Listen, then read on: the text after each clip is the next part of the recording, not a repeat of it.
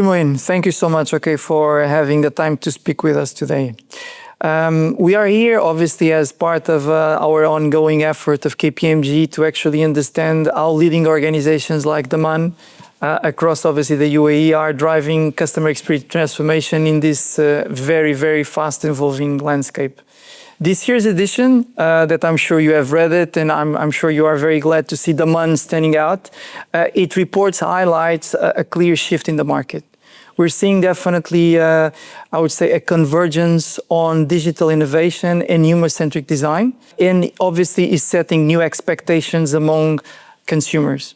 And this actually brings also clear that we're seeing a 1.5% rebound in the CE score here in the UAE comparing with last year, which shows obviously an increasing investment that we're seeing on AI, personalization, omni-channel engagement, which makes UAE basically continue to emerge as, I would say, a regional, but a global leader in customer experience excellence. Within this landscape, obviously, Daman stands out. And obviously, it stands out within rising performers.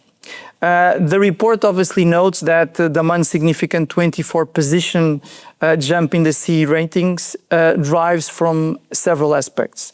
Not only the digital innovations like the IACOM digital booth, but as more also seamless and claimless processes. And obviously this progress reflects not just an improvement on the operational proficiency, but obviously a deeper alignment with customer expectations, meaning that you are listening to customers more and more frequently. So with that in mind, I would love to dive a little bit into what's behind, I would say, this success and also driving this momentum that I see that Daman is actually standing out within the successful players in the market. So maybe starting a little bit on the 24 spots that you actually guys jumped, which is amazing, and it's the first time that we see in the report. Again, on having this in mind, what are the 2 or 3, I would say, strategic initiatives that drove this leap in customer experience? Thank you, Gonzalo. And it's always great to be recognized in analyses like this, where they really look at the market and recognize the internal efforts we're putting in. 24 places is obviously a big jump, and we're very happy to see that. It aligns with what we are also internally seeing in terms of our results measurement. But in terms of the real shift and what's driven that, I would say it's a fundamental shift to customer experience approach. Historically in Daman, I would say until last year, customer experience was typically focused around relatively rudimentary measurement of customer experience. So NPS studies, CSAT studies, but that's about all. And it was done somewhere under marketing, and reports were circulated. What we did last year, we actually elevated the customer experience function up to being now under the corporate strategy and transformation umbrella to really position customer experience where it should be, at that level of strategic transformation, adjacent to all the other mega strategic projects we do. So just relocating that just was a line in the sand to show that going forward, Daman will be treating this very much as one of our most strategic and transformational elements. So that shift came with a new way of working, the development of a transformation program, the activation of a network of CX ambassadors, identifying bottom-up improvement opportunities and executing those through a scaled agile approach. So I would say really a full 180 shift in the way we used to do CX, which was really just about measurement and reporting, into a real generation of insight, identification of opportunities and execution of improvements approach. Absolutely. So I see definitely CX emerging as a strategic agenda topic for Daman. But also what is very clear is that I would say the AI and the innovation agenda is, I think it's almost everywhere in what Daman actually delivers today to the market. I'm just bringing a little bit to our conversation, I would say the successful implementation of the IACOM booth, that actually transform our customer is engagement with Daman.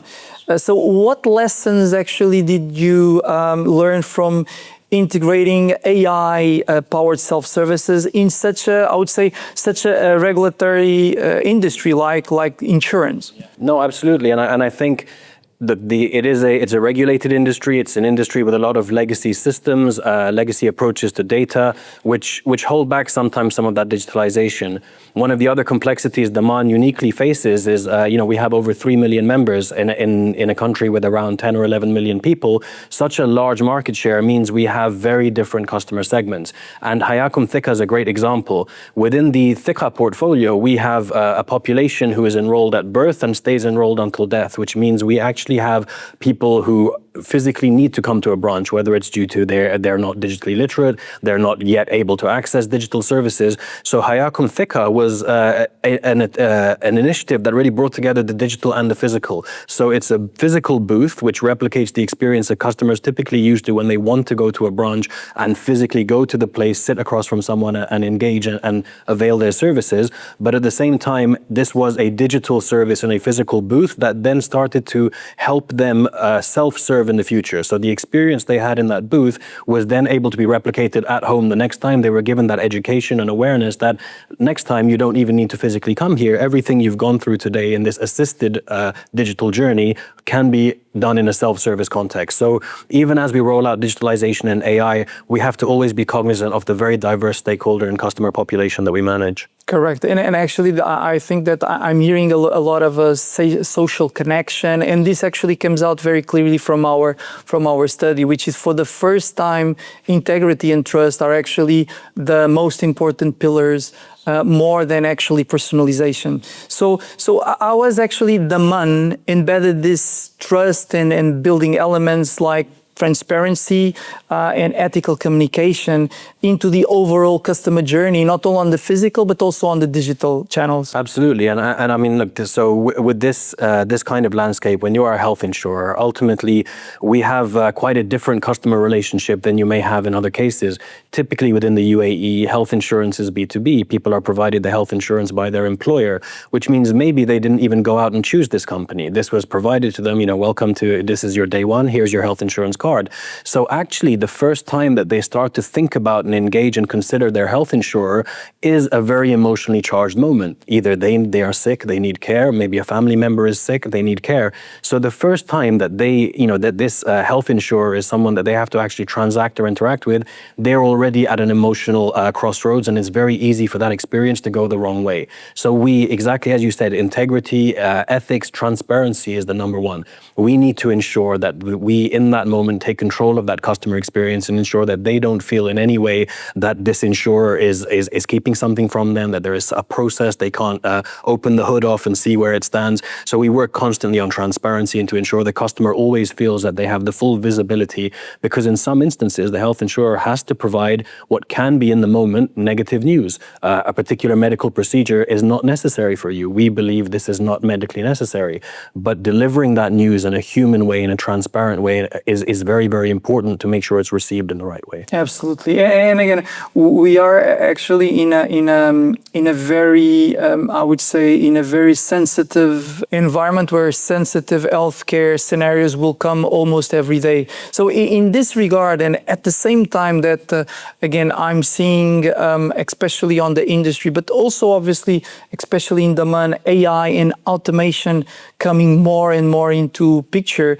How doesn't come at the expense of empathy and human interaction? Because again, what also comes out of our study is that even though most of the consumers use obviously AI services, most of them actually don't see value added because it's missing that human touch. Absolutely. And I think this is very, very important. We look to digitalization, we look to AI for scale, to enable us to manage larger volumes at a higher quality. But if we take the example I just gave, frankly, we still haven't gotten this quite right. When we communicate to a member that, perhaps a certain medical procedure is not necessary, how do you convey that message in the right way? Is it keep it simple? Is it give a lot of detail? Do you go into the medical specifics, or do you just keep it high level in layman language? We're still trying to find the right balance to ensure that someone gets enough communication to reassure them. They feel they can reach out if they want more, but they're not feeling, that this message was insufficient. And, in an ideal world, you would call each and every member up and say, hey, Mr. Gonzalo, I'm sorry, this particular procedure, we don't believe it's necessary for you.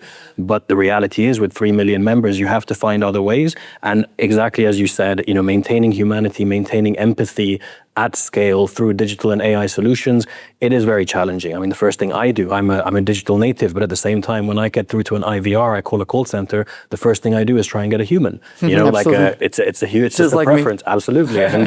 And, you know, that's where really we always have to ensure that, you know, yes, you can digitalize and automate, but if you leave your customer feeling that you're not meeting their expectations, it's not worth it. I think this is an excellent segue to actually my next question, which is about, we're talking always about AI, automation. We have several statistics that say that most of the jobs will disappear. But again, that human touch needs to be there. So what is the role and how important is the role of the front line and also on the customer support staff to ensure that they are actually delivering the CX promise and the Daman CX promise?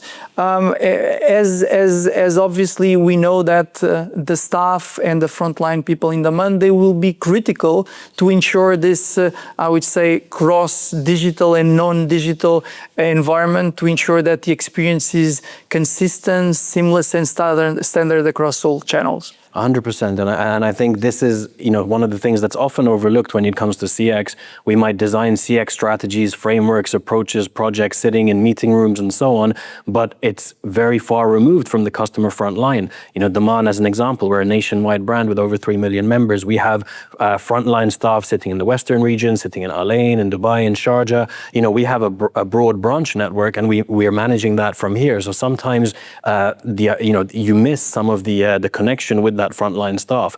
A lot of the transformation we've been investing in over the last year is actually focused on that frontline staff and their experience. So yes, the softer side, the employee engagement and the general kind of employee well-being of those staff, but also their experience of delivering their job. One of the things we identified is, you know, if your frontline staff are having to flip through papers to identify the customer solution or toggle through 3 or 4 different systems to find the right answer, it's creating anxiety for them, which translates to the customer. It extends that interaction. So we're really heavily investing right now in equipping and enabling that frontline staff to have the access to the information they need to solve that customer contact at that first point, rather than having to escalate, to take a note, to come back to them a week later, or to keep them waiting while they chase solutions. So that's really a big area of investment for us. Amazing. And this actually shows a clear human touch on the promise of Daman. So again, looking at the overall study, again, we've been doing the study since 2017. So we actually have, I would say, more than 6 years of study, and we're seeing obviously an increase in all the years, except in 2020, which actually we saw a decrease back, obviously, on our COVID days. So every time we end to a study, we are already trying to screen and see what these players are actually planning for the future. There's obviously a lot of expectations on Daman after this amazing result this year. So what can we expect in terms of looking ahead? So any kind of strategies that you can, again, tell us today that is planned that I would say, can perceive that improvements in CX will happen in the future? Yes, so the main focus, I would say, is really at the start of the cycle with the data and the insight. So ultimately, the customer data is really what allows us to start using digital, to use AI to optimize experiences. So we're focusing heavily on internal data readiness initiatives to enable digitalization of CX. But the other key area is in actually customer data in terms of customer feedback. So within Daman, we serve low-income workers, we serve white-collar professionals. Even within some of our corporates, you might have a policy that covers everybody from a frontline staff or a support staff up to the CEO. So within our customers, there are many different needs, many different wants. People have different behaviors, different preferences. We have different levels of coverage, different channels that we offer. So really, the most important thing for Daman as we design our experiences is to understand those customer needs, and most importantly, to understand the uniqueness of them, because it cannot be a one-size-fits-all when you serve such a diverse population organization. So we're investing a lot into much more focused customer feedback gathering, so we can understand, customers of this type of transaction have this kind of problem. How can we address that? Or customers within this geographic area typically prefer to have their services available via this channel. How can we ensure availability? So the richness of the insight and the data we gather in terms of our unique customer base really helps us drive that personalized service and to prioritize the investment into the areas that really move the needle for how a customer experiences our services. Absolutely. Moeen, I think you actually elevate the customer experience, okay, not only on the insurance sector, but actually as the UAE market. Thank you so much for actually, congratulations to Daman. Thank you for your time to having this very open and very insightful conversation, and all the best for Daman, so that the next report we actually see more successes from Daman. Looking forward to it. Thank you. Thank you, Gonzalo. Thank you. Thank you.